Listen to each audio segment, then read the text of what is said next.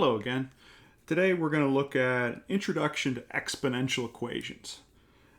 Now all year we've been looking at a great number of different equations, most of them dealing with polynomials where we had some variable x raised to some power, say squared. And sometimes we had series of these terms where we had a variable raised to some power. And sometimes we had a coefficient going along with those.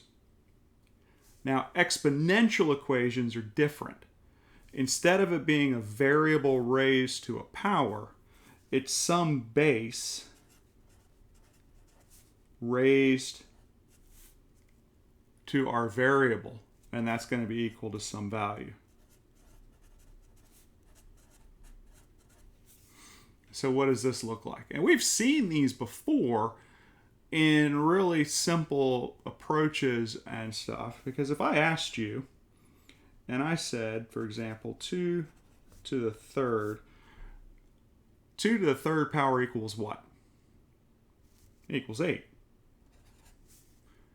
Now if I said 2 to the x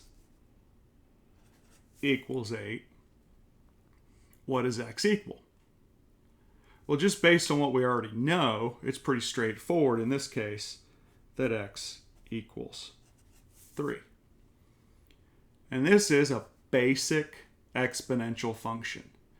Instead of the variable being the base and some number being the exponent, some value, we're going to have some number as the base and our variable or some variable expression as the power. And that's what we're going to look at today. But before we do that, we need to go back and we need to review some rules for exponents. And that's going to help us as we go forward. Okay, let's take a look at rules for exponents. How do we deal with exponents when they're present? And we've seen these before. We saw them at the beginning of the semester when we did radicals. So this is really just a recap of these rules that we're now going to apply to exponential equations.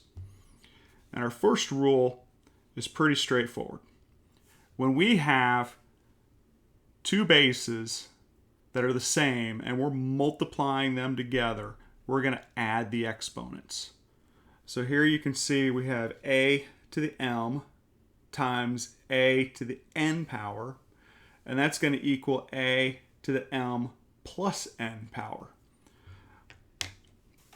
Or as we can see in our example below it, 2 to the third times 2 squared is going to equal 2 to the fifth. And if we actually solve that out, 2 to the third is 8, 2 squared is 4, 8 times 4 is 32, and 2 to the fifth equals 32. So this holds true. So that's our first rule. Our second rule is when we're raising an exponent by another exponent, we multiply them. We multiply the exponents. So if I have a to the mth power, and it's in parentheses being raised by the power of n, then I'm going to multiply my m and my n together. And you can see this in the example. 3 squared to the fifth power is going to equal 3 to the 2 times 5 power, or 3 to the 10th power. So raising exponent by an exponent, we're going to multiply the exponents.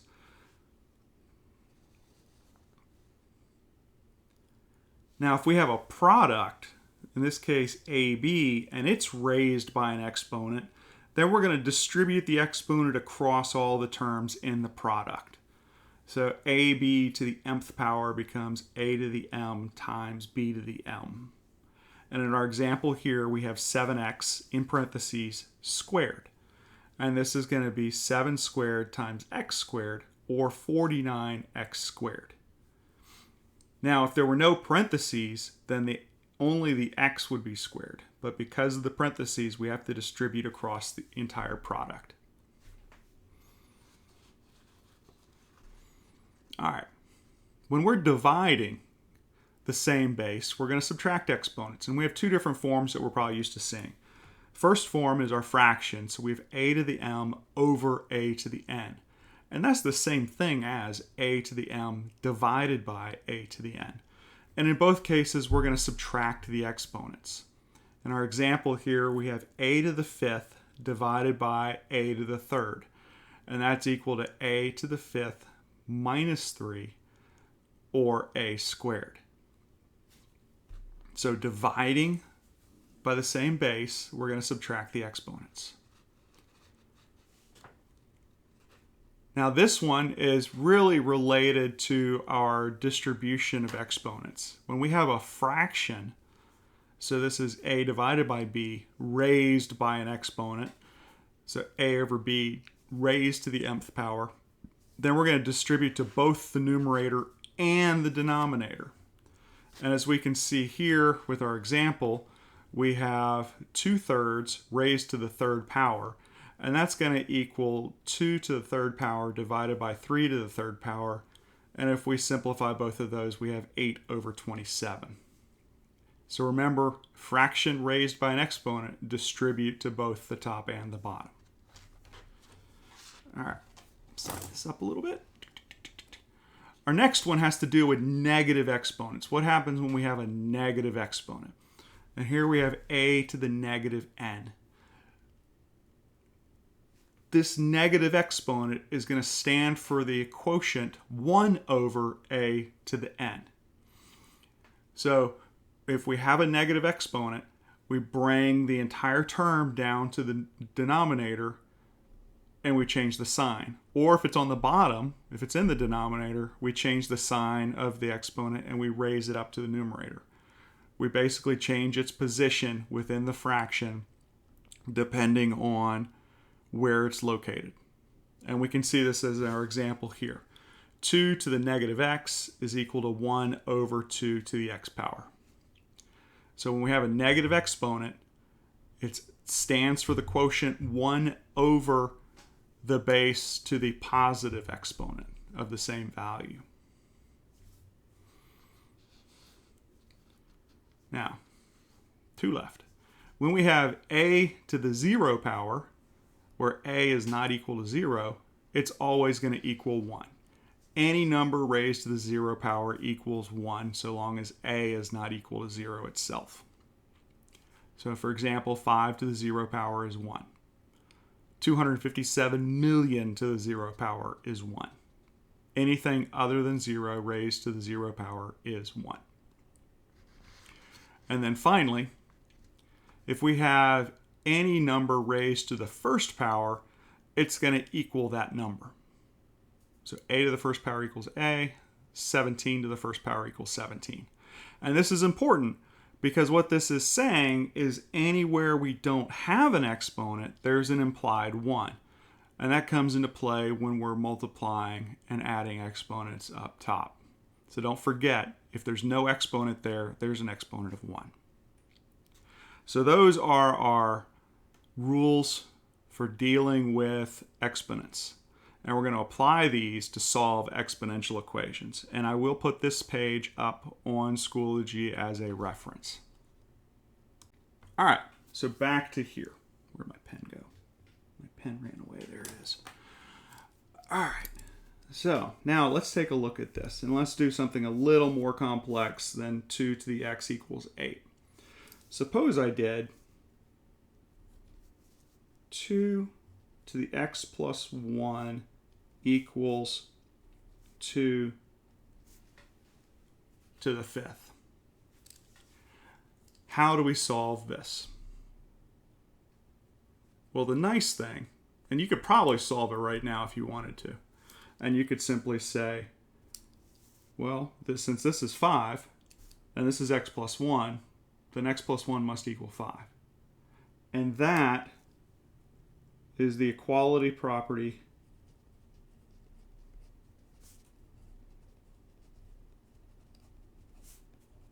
of exponential equations.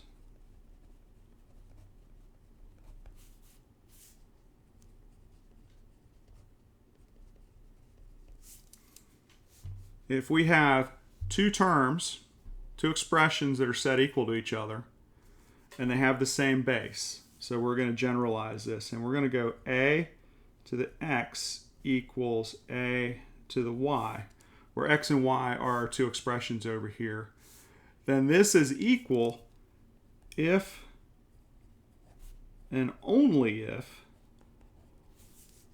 x equals y. So what this lets us do is, since we have the same base here, we can just drop them, pitch them out the window, toss them in the trash, recycle them. I don't know where you'd recycle bases, but okay. And we're going to go x plus 1 equals 5. Now what's x? X is 4. And we can double check this, because 4 plus 1 equals 5, and 2 to the 5th equals 2 to the 5th. Pretty straightforward. So, equality property of exponential equations. If we have the same bases and they're equal to each other, then these expressions must be equal to each other. So, any exponential expression equal to another exponential expression with the same base. So let's write that again. Same base. Underline it. If and only if x equals y. Now, what do we do if we don't have the same base? Dun, dun, dun. All right, let's go back to this. Let's go back to our 2x equals 8 and show you how we can use our properties to solve a simple one like this, our basic one. So 2 to the x equals 8. Now we know what it means. We know what it is. But suppose we didn't. Suppose we had no clue. And we had to use our properties of exponentials to deal with this. Now, could I rewrite 8 as a base 2? Well, what is 8 in terms of 2? We look up here, it's 2 to the 3rd.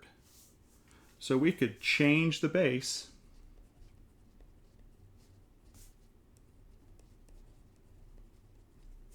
We could change the base. And we can rewrite this 8 as 2x, whoops, 2 to the x equals 2 to the 3rd. Now we have the same base.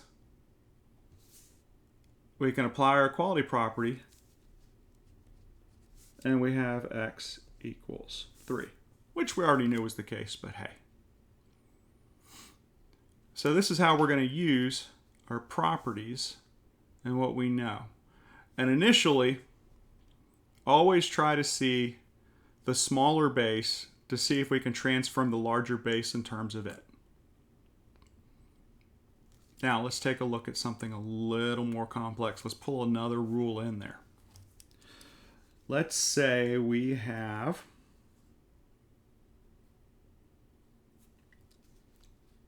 let's say we have 125 to the x equals 5 to the x plus 1. I don't even know if this is going to work out. We're just going with it. Now, are they the same base? No, they are not.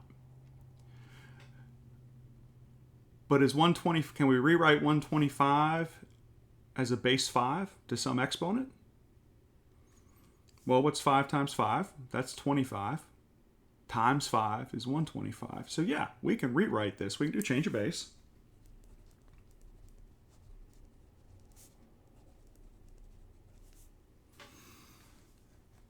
And now we can do 5 to the 3rd to the x.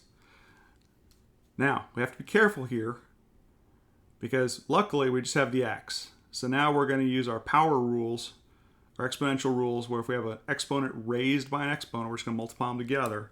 So this would simply become 5 to the 3x. And this is going to equal 5x, whoops, not 5x, 5 to the x, 5 to the x power, 5 to the x power plus 1. Now we have the same bases, so we can drop the bases And this becomes 3x equals x plus 1. Bring our x over, and we have 2x equals 1, x equals 1/2. So, x equals 1/2. Cool? I think it's pretty cool. All right, now let's do one more example. And that's going to be where we have a little more complex expression up here. So let's do 216 raised to the power of x plus 1. And we're going to say that's equal to 6 to the 2x. And again, I don't know how this is going to work out. Now, same base, negatron. But can we rewrite 216 in terms of a base 6 raised to some exponent? Well, 6 times 6 is 36, times another 6 is 216. So we can rewrite this as 6 to the third power, replacing our 216. But this x plus 1 has to go outside, just like that. And over here, we still have our 6 to the 2x. Now, remember, when we have a power raised by a power, we have to multiply. But we're not just going to multiply the 3 times the x. We've got to multiply the 3 times this entire expression. So this becomes 6 to the 3x plus 3 equals 6 to the 2x. And now we have the same base. Quality property kicks in. And we can rewrite this as 3x plus 3 equals 2x, which then becomes, subtract 2x from both sides, and we have x plus 3 equals 0, so x equals -3. And there we go. X equals -3. Interesting. I think it's interesting. You think it's interesting? All right, so key things for us. Quality property of exponential equations says if our bases are equal, then our exponential expressions must be equal. So that lets us drop the bases when we have the same ones, and that's what we did here. 2 to the x equals 2 to the third. We can drop the bases because they're the same, and we have x equals 3. If the bases are not the same, then we have to do a change of base. The first thing to check is to see if we can rewrite the larger base in terms of the smaller base raised to some exponent. And then once we do this, we replace that term, that expression, with our new one, and we multiply that exponent by the original exponent. So sometimes it'll be pretty straightforward. Sometimes we'll have to distribute like we did here. And you can always plug your answers back in to see if they work, see if they make sense. So that's introduction to solving basic exponential equations. Cool? I think it is. Later.